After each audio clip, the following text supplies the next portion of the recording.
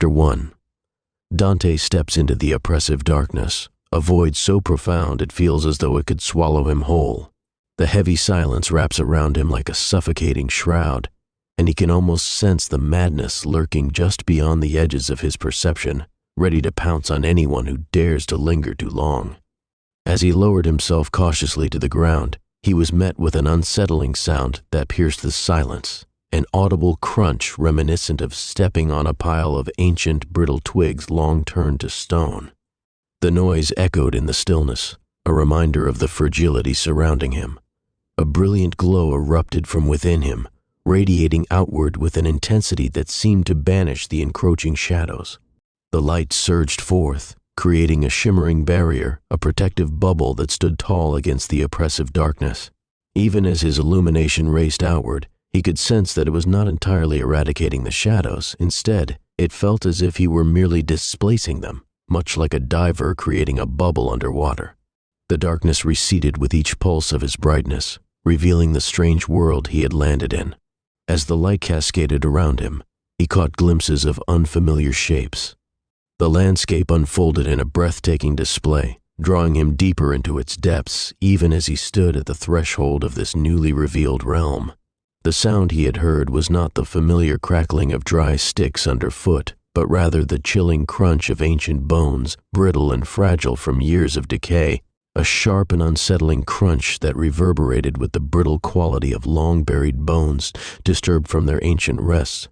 The sound filled the air with an eerie reminder of what had once been, as the remnants of the past whispered stories forgotten by time. The echoes of an ancient conflict unfolded, a war that must have raged a millennium ago.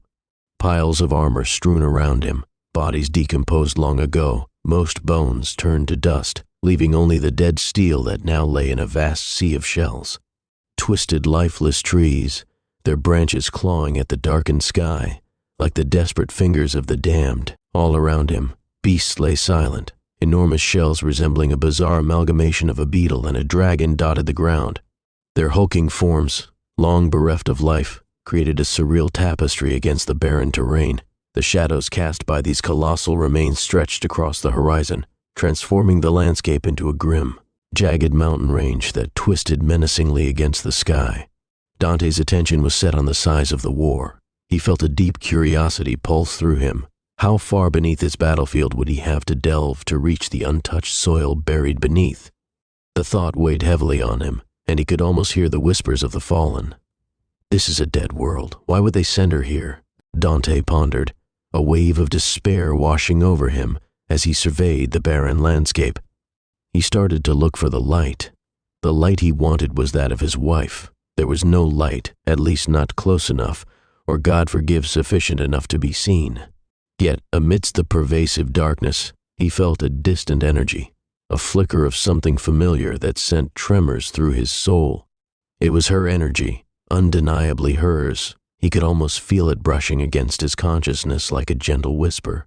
He sensed it was different this time. It felt shaken and fractured, its once vibrant essence now marred by shadows of sorrow and pain.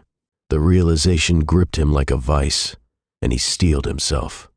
Bones skittered at his feet as he tensed his whole body in an effort to gain his footing. He leaned down to grip the rubble beneath him, then launched forward with explosive force.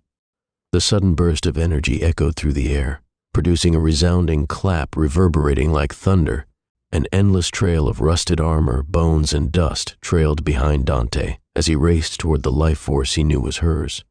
Everything that had transpired in this world had occurred in less than the blink of an eye, yet it felt like time had conspired against him. As he fixed his gaze on the pale, flickering light now on the horizon, a chilling realization seized him. A horrifying thought sent a shiver down his spine.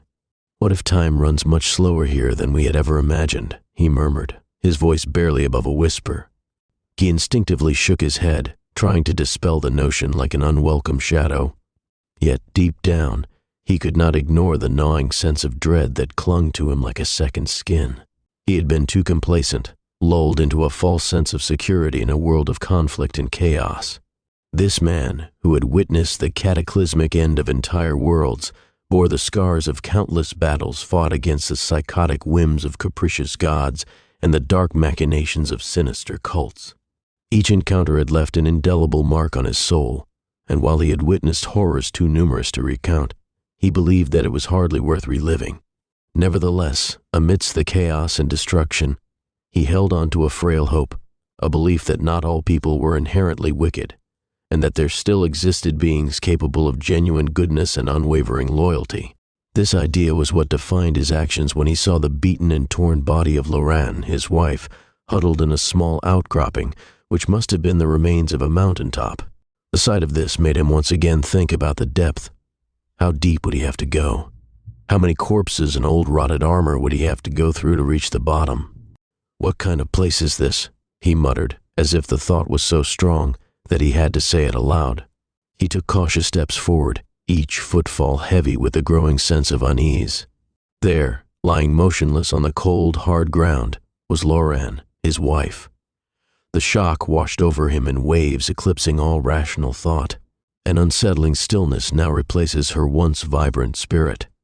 Dante stared in shock at the woman sitting before him, her appearance striking a deep chord of fear within him. She looked disheveled, her hair matted and wild. The terror in her wide eyes was palpable, reflecting a profound sense of dread that paralyzed him for a moment.